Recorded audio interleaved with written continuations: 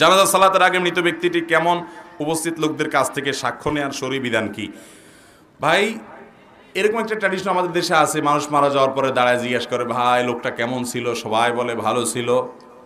এই সবাই ভালো ছিল, লোকটা আসলে খারাপ ছিল, এই ভালো ছিল বলার কোনো মানে আছে?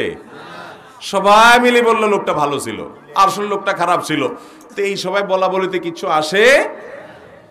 এই লোকটা যদি জীবদ্দশাতে আসলেই ভালো থেকে থাকে তাহলে সে আল্লাহর কাছে আজর পাবে, খারাপ হলে শাস্তি পাবে। এখানে মানুষ কি বলল বা না বলল তাতে কিছু আসে?